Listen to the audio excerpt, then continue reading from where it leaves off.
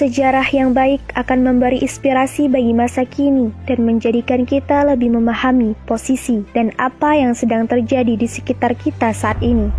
Seperti kisahnya Tuanku Hashim Bantamuda yang luput dari ingat pemerintah Aceh maupun Indonesia. Beliau lahir di Gampung Lambada dalam Sagi Mukim 26 Aceh Besar tahun 1834 Masehi. Ayahnya bernama Laksamana Tuanku Abdul Qadir, seorang perwakilan di Aceh Timur dari Kerajaan Aceh Darussalam. Tuanku Hashim Bantamuda memiliki 3 saudara, yaitu Tuanku Raja Hitam dan Tuanku Mahmud Bangga Beci.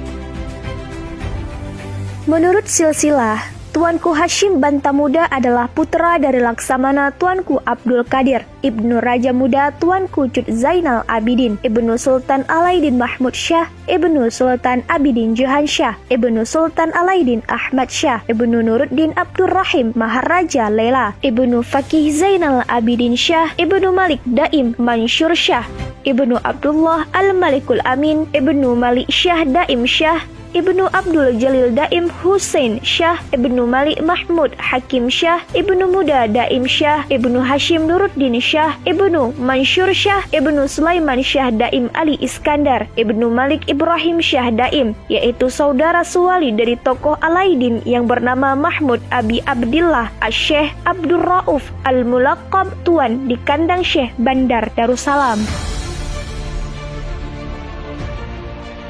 Makamnya berada di Masjid Lama Padang Tiji, Kabupaten Pidi, Aceh. Tidak ada yang menyangka makam tersebut adalah makam panglima tertinggi sekaligus wali Nagro terakhir Kesultanan Aceh Darussalam, Tuanku Hashim Bantamuda. Saat Belanda masuk ke Aceh, Kesultanan Aceh pada saat itu dipimpin oleh Sultan Alaidin Mahmud Daud Shah. Pada masa inilah, Tuanku Hashim mulai memegang peranan dan turun ke medan pertempuran menghadapi serangan Belanda. Saat itu juga, Aceh mengalami kemunduran disebabkan Belanda menyerang Aceh secara intensif hingga menyebabkan petinggi kerajaan mengadakan rapat tertutup. Dari rapat tersebut, Tuanku Hashim Bantamuda diangkat menjadi raja, akan tetapi beliau menolaknya secara langsung. Beliau sendiri lebih memilih Mahmud Shah yang masih berusia belia untuk dijadikan sebagai Sultan Aceh, dan Hashim bersedia menjadi pemangku Sultan Aceh atau Wali Nagro sampai Mahmud Shah cukup usia untuk dikukuhkan sebagai Sultan Aceh berikutnya. Tetapi Sultan Mahmud Shah kemudian terjangkit wabah kolera hingga akhirnya mangkat pada Januari 1874 di Pagar Raya, Aceh Besar. Tuanku Hashim Bantamuda kembali diminta untuk dijadikan sultan, namun ia menolak dan menunjuk Muhammad Daud Shah yang masih belia untuk menjadi Sultan Aceh dan beliau sebagai pemangku Sultan Aceh. Peperangan yang sangat panjang kala itu mengakibatkan kerajaan Aceh Darussalam harus dipindahkan ke Kemala karena kondisi di Kutar Raja tidak memungkinkan untuk melanjutkan pemerintahan.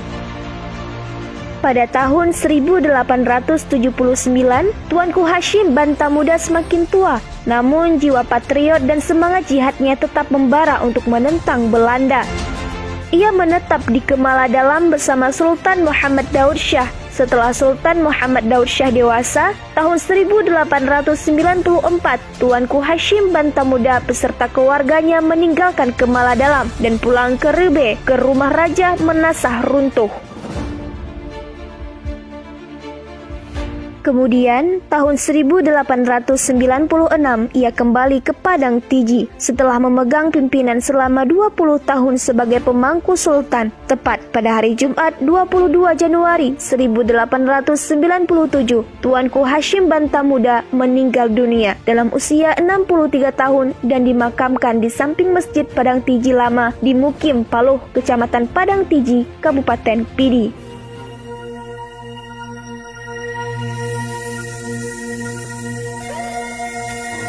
Dengan sebuah kesadaran akan pentingnya arti dan nilai-nilai bukti sejarah tersebut yang diterjemahkan pula lewat perilaku yang bersifat melestarikan serta memperhitungkan keberadaannya, maka siapapun, baik generasi hari ini maupun masa depan, baik kita sendiri maupun orang luar, akan dapat menyaksikan sejarah negeri ini terpampang di mana-mana.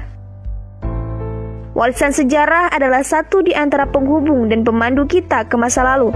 Saya Al-Munadia, wassalamualaikum warahmatullahi wabarakatuh.